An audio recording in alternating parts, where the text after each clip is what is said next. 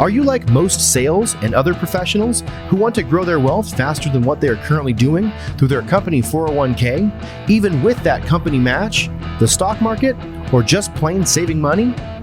Would you sleep better at night if you had the financial freedom to be job optional in just 3 to 5 years through investing in real assets?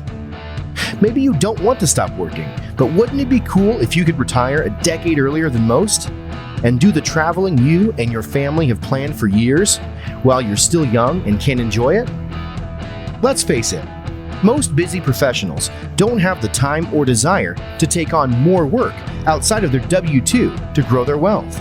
On The Wealth Flow, each week we share the stories, the investments, and take a deep dive into the various asset classes that can deliver that accelerated growth to your portfolio passively. That's right, no extra work for you. Instead, we'll put your money to work. Learn what the 95% aren't talking about and join the top 5% of earners today on The Wealth Flow.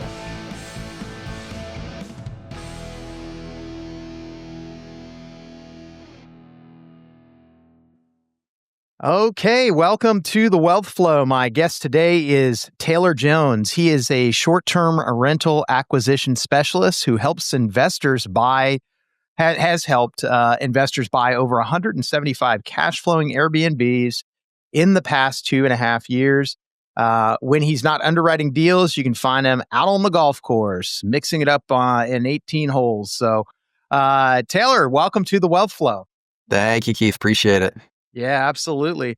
I always like to start with kind of your background, just where you grew up and what eventually led you to real estate. And in this case, investing and guiding people to invest in STRs. Yeah, so I'm a Florida boy, born and raised. So when you're born in paradise, there's no sense in ever leaving. So have traveled around, grew up in Orlando, right there in the heart of the state.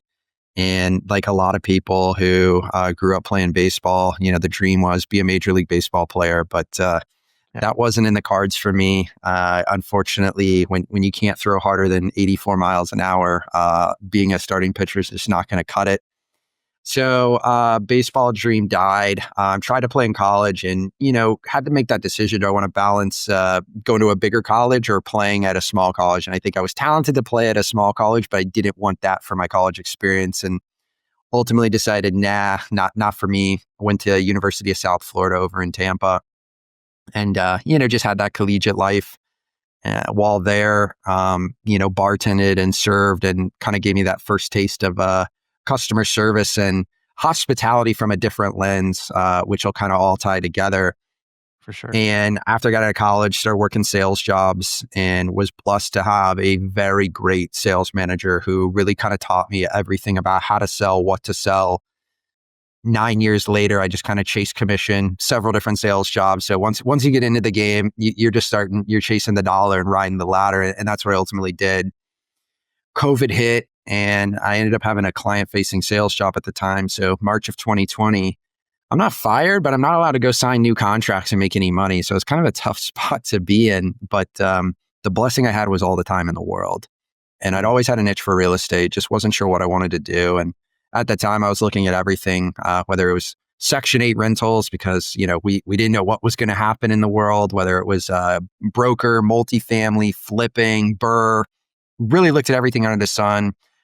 Consumed YouTube content, read books, bigger pockets, everything under the sun, and kind of landed on short-term rentals eventually, like exploring every asset class. And me and my wife have been, users of Airbnb since 2015. We've stayed in 26 different Airbnbs across the world. So it wasn't that I was unfamiliar with the product. I just never actually looked at it from the other side of the table.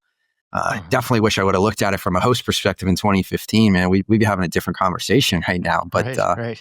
Studied it, looked at it, and decided, you know what, I'm going to give this a try. And 5 offers later, me and my wife got our first Airbnb under contract 8 hours away in a completely different state up in the Blue Ridge Mountains. So been there before. It's the closest mountain range us Floridians can get in the car and drive to. So it's something I kind of knew from cool, well, if I like going here, I'm sure other Floridians will like going here. And that was kind of my first journey and soiree into the asset class. Okay. And maybe tell us a little bit about that first one. What were some of the lessons that you learned with it? And 8 hours away, there's obviously systems you have to put in place in order to make that happen. So if you could share that with us, that'd be great. Yeah. All the studying I did about short-term rentals, and I really once I honed in on short-term rentals, I kind of went all in for, 3-4 months of studying. And what I'll tell people is I learned more in the first 4 weeks of actually operating an Airbnb than I did in the 4 months of studying. And you can never learn enough about it. What I tell people is you don't have to be Michael Phelps when you jump in the pool. You just got to know enough not to drown. And I see so much analysis paralysis with investors, and they're like, oh, I just don't know everything. I need to keep studying. And you never will. And so, what I really learned was how important systems are and, things like delegating. So when a guest would reach out and say, hey, I don't know how to turn the fireplace on. Us Floridians, we don't have fireplaces. And when you're there in Blue Ridge, you are an hour and a half from Atlanta. So half your bookings are Atlanta residents escaping for the weekend and the other half are Floridians driving up. So every time I get the Florida folks who come up, they're looking like, how do I ignite the fire starter? And how does this work? And after enough of those, you realize, man, can I make something easier? So I got my cleaner to kind of record a 30-second video, how to work it. Boom, banged it on a QR code, put it on a display. Nobody ever asked me again. Then we go to the hot tub, and us Floridians, we don't have hot tubs either. And people are like, hey, it's not getting hotter than 94 degrees. Why isn't it heating up? And how does the control panel work? So of course you get enough of those and you decide, hey, you ask your cleaner again, who lives locally, can you go record another video of how to work the control panel? Boom, bang a QR code. Now you never get that again. So we talk about setting up systems. What I learned a lot was how to kind of divide and delegate. And I looked at everything and say, was this a one-off, or could this have been allocated somewhere in the process and built into the SOPs? And whether I need to add it to my description on my listing, put it in my check-in instructions, put it as a display or QR code inside the physical house, whatever it is. And that's how it took away, time. And I was able to spend less time and automate the business more, because eventually the world did come back. I did go back to that sales job. So, it wasn't like, oh, I'm operating one Airbnb full time. Obviously wasn't making enough to do that. So how I was able to buy my time back was putting in those automations and systems and just continuing to grow from that and build that business. Okay. And what are some examples, maybe you've given a couple, but just of those instances or things within the house that you feel like, a QR code works well for, maybe that's changed since this first initial one, but, so what are some things that are kind of common things that pop up with the house that you need to be able to show people how to do? Yeah, I mean, you almost have to think ahead of the guest and be two steps ahead, because otherwise, I say you're playing defense as a host instead of playing offense. And the amount of information in my check-in instructions today versus 4 years ago is vastly different. You keep adding to those SOPs. So I think being able to give guests as much information upfront as possible is huge. Here's all the best places in town to eat. Here's all the cool activities to do for adults. Here's all the great activities to do for families and kids, or whoever your demographic is. Maybe it's young couples and, great things, the wineries, where's the breweries, functionality within the house, having labels on some of the switches so people aren't having to guess, is this the kitchen light? Is this the dishwasher disposal? Just having everything labeled. Really too, I think the biggest thing is providing things to make a great experience. Where short-term rentals were as an asset class 4 years ago versus where they are today are completely different. And, now it's all about that guest experience and delivering for them. So, being able to have great amenities, great design is ever more important today than it was 4 years ago. Yeah. Do you still have the first one that you had purchased in your portfolio? No. So this is kind of the great thing about learning in this asset class, is that it was a really great way to get started. I learned a ton, and I was smart enough to kind of see the writing on the wall. This was a 3-bedroom cabin, 5 miles from downtown, but it stared at the trees. It was a wooded lot view. And as Blue Ridge got popular amongst a lot of other vacation markets, there was a lot more 3-bed cabins that stared at the trees being built. And I kind of saw the writing on the wall and was fortunate to kind of get out before the doors to the club closed and you were stuck forever. So I actually 1031'd out of that asset into something that was more promising and had more opportunity. So learned a lot from that one, and then, traded up into, something better, more data forward, from a performance standpoint.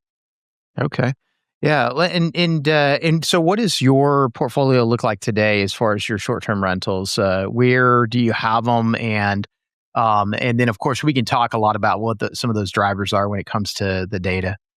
Yeah. So I've actually, on my personal portfolio, been in a reshuffle the last 12 to 18 months. So I've actually been liquidating to make a pivot to ground up construction. So I have arguably the best data access in this asset class in the country. I've been very fortunate with who I've been able to connect with, be partners with, and the access that I've been granted in the positions that I've been put in. So to me, everybody's buying existing product and trying to turn it into what we believe to be the best short-term rental from a data design as well as amenity standpoint. But, that original use from that builder, whether it was in the 60s, 70s, 80s, 90s, whenever that builder built that product, it wasn't intended to be this perfect, well-optimized, amazing floor plan short-term rental. So I'm sitting here going, man, I got all this data. I can look at any market in the US and go, what's the best thing to buy? What part of town? What design? What floor plan? What amenities to build the perfect one-of-one moat short-term rental? So ground up is not for the faint of heart, as I'm still learning and going through this first journey. So I'm going to learn a lot here, win, lose, or indifferent. But I kind of didn't want to look back 10 years from now and regret not taking this chance. I think where I'm at in life, if this works out, great. I'll probably never buy again. I'll just keep building perfect, well-designed, well-floor planned short-term rentals across the US. And if this fails and blows up in my face, I'll learn something from it. It's always wins and learning lessons in life, not wins and losses. It's what a great mentor told me. So I'll learn a lot from this and definitely build on it for my future career. But, I can always go back to buying existing products, something I'm really good at and do on a day-to-day basis anyway. So, on a personal note, I've actually been liquidating down my portfolio. I'm stuck with one left in North Carolina, but might be liquidating that one just to shear up all the cash. So kind of in that position of taking one step back to hopefully take 5 steps forward in me and my wife's personal portfolio journey. Yeah, no, that's it makes sense. To actually build one, design it to be that. I know exactly what you're talking about when you say that. I mean, really, it is. Most of the ones that are on the market today are just general homes that somebody's converted into something, and some of them will have some really cool features and views and decks and whatnot that certainly could be used by vacationers. But I could see how if you knew from the very beginning this is what it was going to do, you could tailor it to what is hot in that market and really exploit those features within the home. So no, I mean, I'll tell you a great example, Keith, is like walk-in closets are the most worthless thing in a short-term rental. So obviously you're buying existing product and it's got a great, walk-in closet. That is completely worthless. And I look at every square foot and decide, how can I drive revenue from this piece? Because if you're paying for the square footage via the appraisal of buying the asset, you need to look at how can I make the most money out of this? And so unfortunately, when you're buying existing product, it's worthless. So when you go to build, you're not going to have excessive closets. You're not even going to have excessive bedrooms. You want it just big enough to have that king bed, 2 nightstands, and a walk around space. And that is it. Because people are sleeping there. They're not lounging and hanging out there. You want the rest of that square footage to be things like movie theaters, game rooms, swimming pools, like ways to optimize. And this might sound counterintuitive, but I've kind of mastered and worked with some architects to get some really great floor plans that I think are the most efficient short-term rentals to build, because literally I want to build the smallest, most spacious short-term rental possible. And I know that sounds counterintuitive, but you are in ground up, you are paying for every square foot that you build. So I do not want any wasted square footage so I can maximize my ROI. So I'm trying to build the smallest 5-bedroom, 6-bedroom, 7-bedroom, whatever that is possible, but not feel cramped from a guest perspective. Because I'm having to pay for every dollar. And you see this buying existing product a lot, where you might be looking at, say, a 4-bedroom in Austin, Texas. It's 2,000 square feet. And then you're looking at another 4-bed in Austin that's 2,800 square feet. The problem is if that square footage is tucked into the bedrooms, the bathrooms, and doesn't give you additional spaces to capitalize on, you're not going to drive any additional revenue with the 2,800 square foot. You're just going to pay 800 square feet more worth of purchase price, whatever that price per square foot trades at in that area. And you're not driving any more revenue and your returns are lower. It's a huge mistake people make is just because it's bigger, it's not your primary residence. You have to treat it purely as an investment. And now if that 2,800 square feet had additional family living spaces or, things you could turn into game rooms, movie theaters, et cetera, well, that's a different discussion. But if that square footage, what you see a lot is it's trapped in big walk-in closets, oversized bathrooms, 14, 16-foot bedrooms that don't generate any revenue as an Airbnb. Again, my wife would love to have the oversized bedroom at the house, but it is not, when people are going away on a 2, 3, 4-day vacation, going to drive you any additional money. Yeah, makes a whole lot of sense. Just out of curiosity, on the one that you have still in North Carolina, what part of North Carolina is that one in? Asheville suburbs. Okay. We've got one in Whittier, North Carolina. So usually fly into Asheville. It's about 50 minutes from there. So yeah, no, there's so many little mountain towns in and around North Carolina. It's the popularity has soared, especially the last handful of years. For sure. And so you've helped 100, people buy over 175 of these cash flowing Airbnbs. What are some of the things that they should be looking at? What are maybe some of the mistakes that people typically would make when it comes to these? And what types of metrics are you looking at? Yeah, so every investor, when it's figuring out, where to buy, what to buy, everything's going to boil down to two things. This is what I start every discussion with a potential investor is, what's your budget and what are your preferences? So in short, how much cash do you have and what do you like and what do you not like? Because there is no perfect market. So there's a lot of things that contradict. And so when I'm looking at where should we go, budget's going to be the first thing. You might love Sedona, you might love Joshua Tree, Miami, Austin, et cetera. But if you don't have enough budget to go play in those markets, it doesn't matter how much you like it, you can't go there. So once we eliminate markets just from budget and we're left with, okay, we can afford to be in all of these markets. Well, what do we like? What do we not like? And these are things like coastal, mountain, lake, urban. Do we want turnkey, fixer-upper, small, big? And then when we get into return metrics, we're like, okay, well, how important is the tax side of it? Because if we go to a high land value state, you can't depreciate land.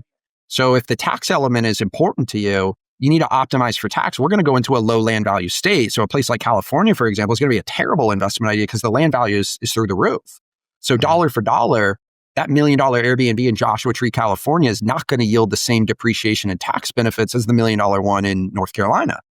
Yeah. So those are things to look at. Then we look at cash flow and home value appreciation. And a lot of people, the first comment is, well, just give me the best of both. And I'm like, well, that doesn't exist because the market would have already exploited it if it did. So there's this great rubber band. If you pull on the cash flow side of it, you give up appreciation. Some of the best cash flowing Airbnb markets in this country have little to no appreciation on the home value. However, look at Southern California real estate. Let's argue the opposite end of the rubber band. Amazing appreciation, you're not getting any cash flow. So you kind of have to understand, where do you want to give? So you have all these forces between taxes, cash flow, and appreciation that kind of tug against each other. So understanding where you rank those three becomes kind of the next iteration of figuring out where to go, what to buy. Do you want to take on a value add? Do you want something a little more turnkey? In market selection, do you want to go invest in a more volatile market? So more up and coming or emerging, potential for higher returns, also potential for, higher risk, versus you go into a more stabilized, established vacation market. The ceiling is definitely capped, but the floor is a lot higher as well. So you have that. And that's where, again, what's your appetite for risk?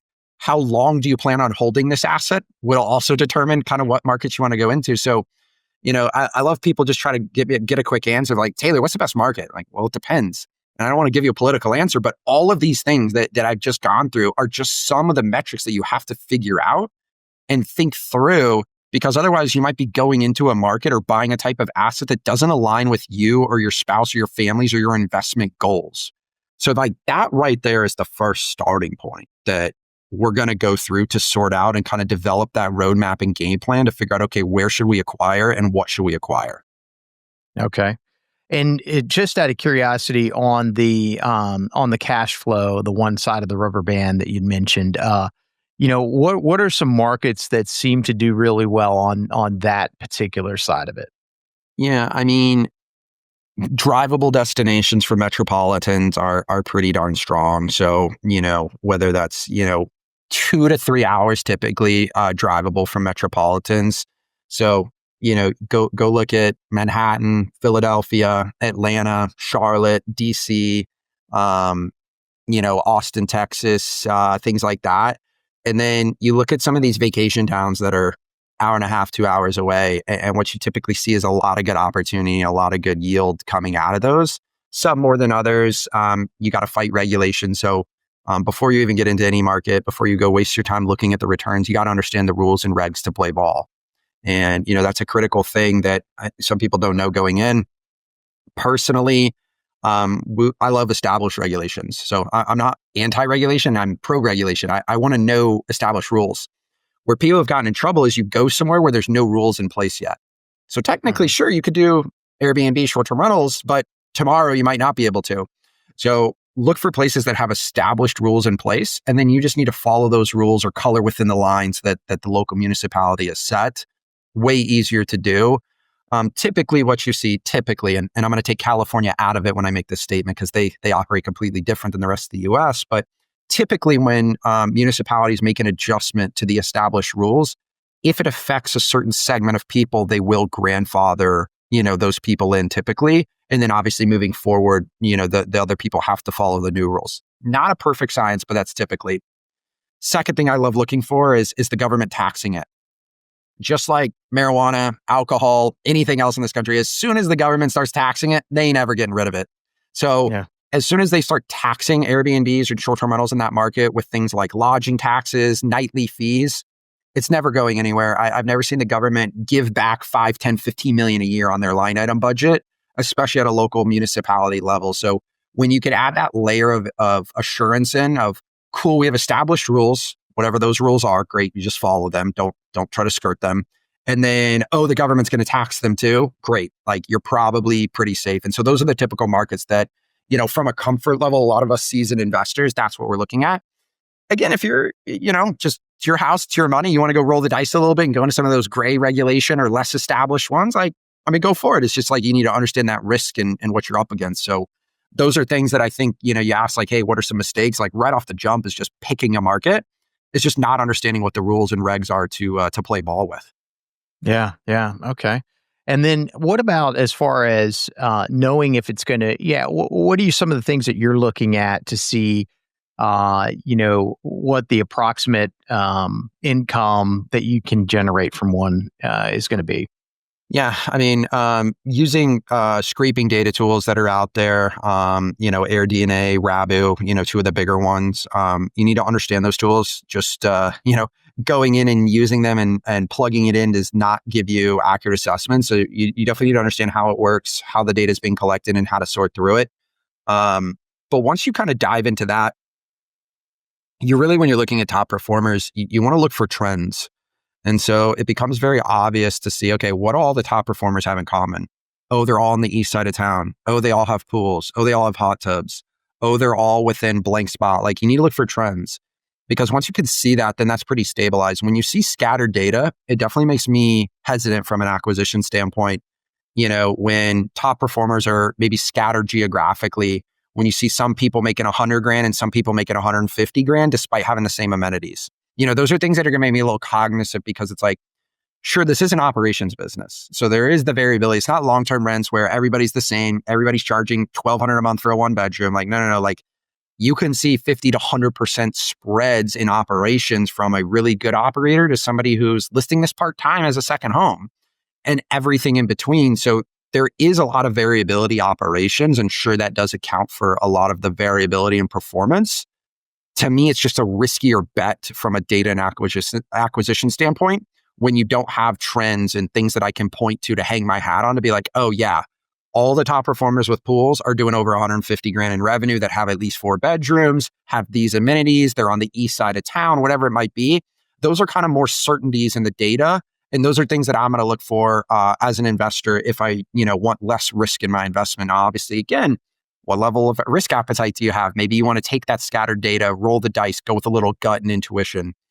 This asset class will never be pure numbers like long-term rents or, industrial self-storage, et cetera. There's always going to be that art form to it. And that's where the outsized opportunities from a yield standpoint kind of live, is in the art. Yeah. Yeah. Okay. And as far as just things that you can do to enhance and maybe grow that revenue and be one of the top in the particular markets, and I know it's going to vary depending on the market as to what are some of those things that you can maybe layer in and do to appeal to some of the guests. But what are some of the ones that you've seen that seem to make a big difference that are maybe new or unique? Yeah, the only way right now to win as we sit here in, late 2024 in this asset class is you have to provide more value than anybody else, or you have to be more luxurious than anybody else. Luxury is its own category. Don't typically play in that sandbox. That's the Carrera marble finishes. You're going after a select demographic. Everybody else is competing on value. So how do you drive more value than anybody else? Easy one is you provide more things to do from an experience standpoint. I've got a game room, pickleball court, miniature golf. I converted the garage into a golf simulator, different things like that. So you can do wild and crazy amenities, to fill the space. You can also provide more value by nailing the IBC of that market, the ideal booking client. So if you're in Scottsdale and you own a property near Old Town where a lot of bachelorettes go, well, you can design the house to look nice and plain white walls, or you can put pink everywhere, makeup mirrors, and design it specifically and niche down for bachelorettes. And guess what? They're going to pay a premium to go there because they want that experience. So the more you speak to your IBC, if you're in a family-focused market, well, if you design for families versus design for modern, sleek, aesthetically pleasing, you're going to pay more because, again, those kids want the bright colors and things like that. If your IBC is young couples and you want a 1-1 couples getaway, well, do you have more kind of intimate spaces, things like hammocks, fire pits, saunas, hot tubs? They're going to pay a premium because they have more of those experiences that, the spouse and them can have kind of getting away together. Those are the different things that are going to allow you to drive outsized returns in this asset class, no matter where you're at. So you got to design and amenitize for your IBC and then provide more value. So if everybody's got 2 amenities in that market, great, go put in 3. If everybody's got 4, great, go put in 5. And yeah, I've seen some, pickleball courts are crazy, golf simulators, down by Disney, it's pretty gnarly. There's, indoor bowling, outdoor bowling, miniature golf. There's a lot of great stuff right now. So from a traveler perspective, as the competition starts stepping up and everybody's providing more value, it's really a great time to be a traveler because you're getting more for your dollar. Yeah, for sure. That's interesting. And what about, well, I guess also so where all have you helped people find properties? And I know that there's no, one size fits all, but what are some of the markets that you're seeing that, there's some promise in? Yeah, there's opportunity across the US, but here's where the numbers break down. So it's really, really fascinating just to kind of take opinion out of it. The number of cash flowing markets in this country, the most statistical amount of them fall in the Eastern time zone. And then second is Central time zone. And then third is Mountain. And the least amount of cash flowing opportunities in this country is Western time zone. So as you go east to west, and, like I said, I'm in Florida, so, Eastern time zone guy, so, remove my bias here, but just the statistical number of cash flowing markets. So again, not speculating on appreciation, not that would change the numbers, but just sheer investing for cash flow. The most number of them are in the Eastern time zone, followed by Central, followed by Mountain, followed by Western. So it's really crazy to see, but everything in this asset class boils down truly to what's your purchase price and how much revenue you're making, and that spread. So like anything, what you buy it for and how much you can make out of it is really going to determine where your profitability is. So, if you're out west and asset prices are high and revenue's not there to account for it, you're just not going to make any money. And so just because you have low purchase price doesn't also mean that's a good market if you don't have enough demand and revenue to generate from it. So, markets are changing. We've seen great opportunities in, Nevada, Arizona, for example, and then you're constantly looking at inventory, asset values. If purchase prices keep rising and revenue doesn't keep up, then that market's unviable at the current moment. And so we've seen that time and time again, despite what, the housing bears might tell you on social media. As somebody who's actively looking at probably 15 to 20 of the best vacation markets across the country on a daily basis, and I'm looking at, inventory that hits the market, like I'm not seeing a crash. Now, obviously, real estate's very localized, but I'm the first guy to buy if things do go on sale off the clearance rack. Like I'm the first guy to sign up. Sounds great as an acquisitions person, but I'm just not seeing it. And some of these markets have become unbuyable, where we used to be able to, buy cash flowing deals 2-3 years ago, and your basis just doesn't make sense and revenue hasn't kept up with it. And that does unfortunately happen, is you can't dictate the market. And if purchase prices rise too quickly and travelers in that market are not willing to pay a higher nightly rate to make up for it, the deals stop penciling. And so you have to move on to a new market. And that's where very staying up to date with how things are trending is super important if you want to stay profitable. Yeah. And now, so does your group do any management of these, or are you strictly helping people find them in the right market and purchase, and are they self-managing from there? What are you typically seeing with your clients? Yeah, I mean, we do have a full service option to take you into and not only help you find it, but help you renovate it, help you design it, and then help operate it if you do need it. So everybody has a different level of involvement. So if you want to put 0 hours into this whole process, great, sounds good. We can help with that. If you want to swing the hammers and pick the wallpaper yourself, great. It's your house, your money. You can, nobody's going to stop you there. So, we do offer a full end-to-end service for those that want it, the busy professional, high income earner, et cetera. And then obviously, peel that back and everything in between. So it's really kind of a customized product and service, depending on what you need and, how much help you, ultimately want on every SKU of this business, because there is all those layers. And it's not just buying a good deal at the right price in the right market. If you don't design it right, then you're not going to do well. If you don't amenitize it correctly, you're not going to do well. And even if you buy it at the right price in the right area with the right amenities and the right design, if you don't operate it well, you're going to struggle to make money. So there is all these pillars to this business, which is, pretty fascinating, but it is an operations business at the end of the day, not a real estate business. Some people get confused when they come into short-term rentals. This is a hospitality business that's wrapped around a piece of real estate. This is not a real estate transaction. Don't ever get it twisted. Right. Yeah. Oh, and so obviously there's a lot of different asset classes out there. What do you think and feel that short-term rentals has to offer, I don't want to say typical investor, but an investor that's interested in saying, hey, I kind of like a little bit of what I'm hearing here. What about the short-term rental game is attractive? Yeah. What I've seen from different investors is first the outsized returns, right now compared to multifamily spreads, industrial self-storage, some of those those yields have compressed pretty heavily the last couple of years. So just the ability to, get a better return period. The fact that you don't have Starwood, KKR, Blackstone, BlackRock in this asset class, and you're not competing against institutions is another huge advantage of why yields and opportunities do exist at that level. It's a lot more fun to compete against Uncle Bob, who has a second home versus a big billion-dollar institution.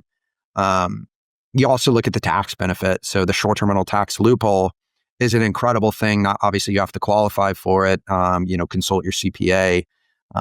Things like rep status and material participation. But the short-term rental tax loophole could be worth between $50,000 and $80,000 annually if you do it correctly and you're in a high-income state and a high-income earner. So, that return, it's not just the cash in your pocket, but it's also the tax savings becomes very attractive to people. The other thing you look at is personal use. I haven't met anybody who's like, hey, you know what? I'm going to go spend the night in that 10 by 10 self-storage metal box that I bought. I haven't seen anybody do that. So I think the personal use aspect of having something that you can take with your family, pass down as a generational asset. So those are all the things from an attractiveness standpoint that personally has drawn me and continues to draw me in, as well as what I see from talking to other investors about why.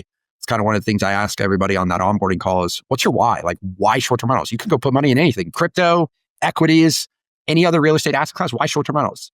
So understanding everybody's why is really impactful because it will affect your strategy of where to go, what to buy, and all those different things. Yeah, for sure.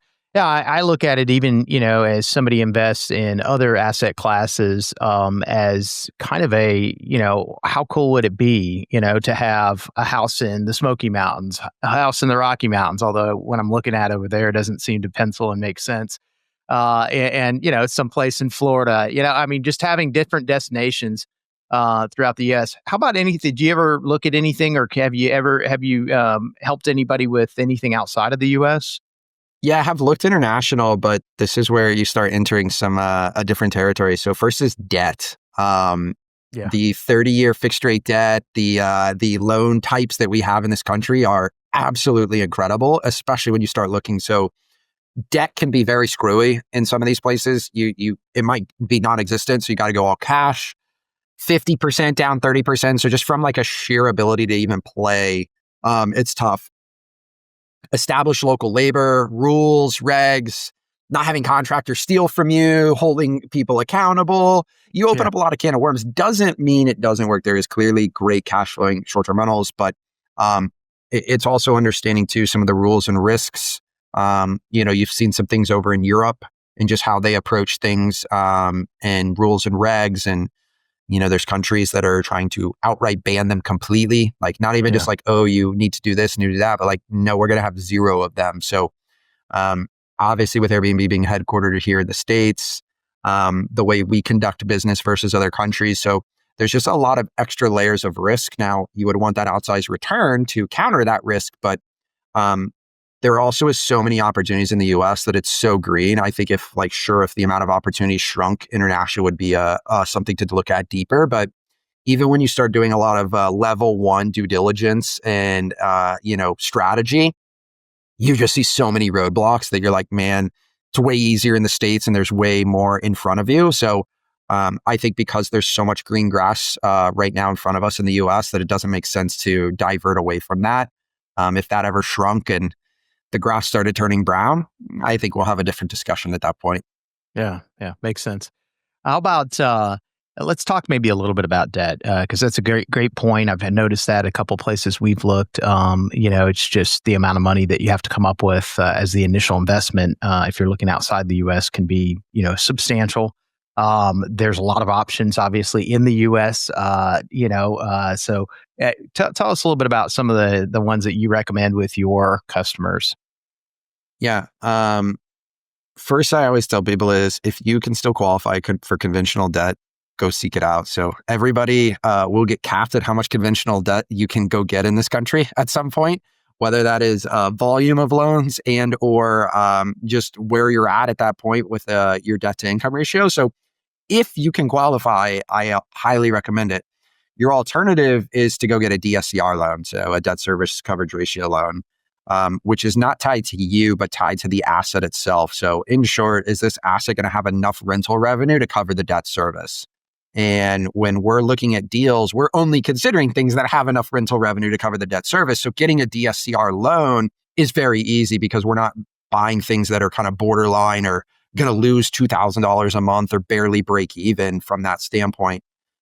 You can get unlimited DSCRs. They're just going to ask for, do you have enough down payment to show in a bank account? And there is some 15% down DSCR options available in the marketplace, 20% being kind of the benchmark standard. You could put 25 or 30 down for lower interest rates and better terms. But those are the typical type of products. Because these are traditional, single family home real estate, the ability to go get 30-year fixed rate debt is absolutely incredible. So that's a huge hack compared to traditional commercial real estate. Is you can operate a commercial business of short-term rentals, but not have commercial debt, which is not as good as typical 30-year fixed rate debt, which is just non-existent in the commercial space. You could also do things if you have a higher risk appetite and you believe interest rates might be going down in the future or changing a direction. I've seen some people go after, like a 10-1 arm or a 7-1 arm. Obviously, if the spread is right and it's cheaper enough for you compared to a 30-year fixed rate, and you do believe that, hey, I'm okay doing that. Great. Anytime you get 5 or less, it just gets a little dicey from a personal perspective. So it's just one of those like, hey, maybe 7 or 10 year. But again, if you believe that rates are going to go that direction, sure. I've said if I knew which way rates were going, I wouldn't be doing this. I'd be trading options and futures and other things. So I'm just going to buy the best available asset based on the data I have in front of me today and make the best available decision for my dollars or helping a client. And if rates shift, great. Hopefully I made a great decision and I can refinance or make the best available decision at that point. So to me, I'm not in the guessing or prediction game. I don't know which way they're going to go, up, down, sideways, crooked, or do a loop-de-loop. Sounds good. I'm just going to control what's in front of me and control the controllables. Yeah. What about platforms? So you mentioned Airbnb, and so obviously there's that. There's Vrbo. There's a variety of different ones. What are you seeing? Obviously, most people I've talked to, Airbnb still being, and Vrbo still being kind of the main ones. But are you seeing anything else out there that's interesting that you tend to recommend? Yeah, I mean, those are the two behemoths. And, if you do it right, you don't really need anything outside of that. Booking.com, which is owned by the same conglomerate as Vrbo. Gosh, if that platform would just get its UI figured out and wouldn't be so terrible, it would be a great option. But it is, as we sit here today, it is any host will tell you it is awful to be on there and deal with the amount of headaches you have to. Depending on what you are going after, there is some alternatives such as like Furnish Finder. So if you're in the traveling nurses space or you have an Airbnb near hospitals or, places like insurance placement, a place like Furnish Finder is great because you're typically getting people looking for 1 to 4 month stays and you have a furnished opportunity for them to do it. And so people who are looking for a furnished place to stay, you could see things like Furnish Finder being a great option. So depending on what you're niching to, there is some alternatives out there that have niched down, depending on, the type of product that you have. But Airbnb and Vrbo are the two behemoths. And if you have good photos, good amenities, and good design, you will get booked on those platforms with your eyes closed. So it is not difficult. If you have a plain, boring 3-2 vinyl siding in flyover country with no amenities, no plain white walls everywhere, yeah, you're going to struggle. And that's what you see in all these Facebook groups and the Airbnb bust and all this stuff. And it doesn't take a rocket science. The second they post their listing, like, oh, well, you took your photos with your iPhone 8, you have plaid drapes on here that my grandma still has in her house, and you don't have any amenities. Like, yeah, of course you're vacant. 2021 gave people a lot of false promises, and you can't just throw a 3-2 plain vinyl siding with white walls up there and get bookings. Those were the good old days. It's all about design and amenities and bringing value today. So, what you see in the headlines, you kind of have to ignore. Cream is rising to the top right now. And that's kind of the theme of 2024 that I've seen. Elite operators are showing great year-over-year growth and setting new records. And the reason is they're gobbling up all the bookings of the plain boring ones. And those are kind of settling down at the bottom of the cup. And those are the people complaining about not having any bookings on their calendar. And they're the ones that are hopefully exiting this asset class. It does need to mature, just like anything else with good operators. And that's why I share a lot online. And people are like, man, you give away a ton. And, I post every day, shameless plug on my social medias about short-term rentals. But, I'm kind of a rising tide lifts all boats guy. I want to share, give back everything I've learned, because if you become a better host at your Airbnb, Keith, then they have a good stay with you. They're probably going to come back to the platform and maybe they book one of my places. But if they go to your place and they freaking hate it, they're probably not coming back. And then, now I'm never going to get that booking. So to me, better hosts, better operators, better experiences, we can all charge more money. Great. That sounds awesome. I love that formula. Yeah, for sure. How about as far as any particular, not booking software, but just any other software that you tend to favor or tend to use? What's out there right now that seems to be kind of a given for, okay, you're helping a client get one. The numbers are lining up, everything's penciling out. Now what, if they wanted to self-manage?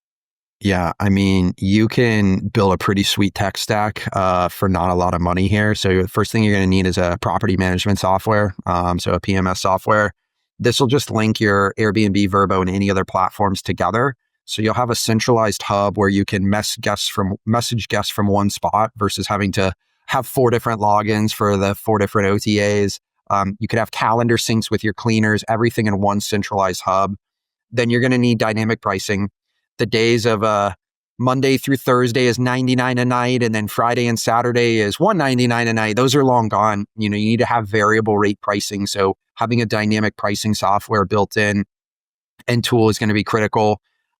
Things like Ring cameras on the exterior of your house, not allowed on the inside, but exterior. They're good for just tracking guests coming in and out, vendors, your cleaner, the hot tub repair guy, the pool guy. You can see everything on the driveway. Is there 15 cars in the driveway and you got a party going on that you need to break up? So having that Ring camera where you can get those alerts and notifications right to your phone, super impactful. Then you can even get next level into, automations with the thermostats, the pool heater, different things like that I think are super critical. Integrating QuickBooks and, other tech stack that you could just truly continue to layer in. There's even noise sensors that you can put in the house. And if it goes above a certain decibel level, hey, there's a rager going on, you get notifications on that front. So there's just so many great things that even when I started 4 years ago that just aren't even there, that are here today. And it's pretty impactful. And a lot of these that I mentioned, they're anywhere from $5 to $50 a month, to subscribe to. So when I say that you can build a pretty robust tech stack on a budget, a lot of these, might cost you $100 to $200 total on a monthly basis to really build those systems and automations to have an effective business, whether it's next door or across the country. Yeah, for sure. Very cool. Well, this has been really interesting, and it's a great asset class. It's just a cool. I think for a lot of investors, whether it be the depreciation that you can get from them, which is one of the plays that we used when we bought ours.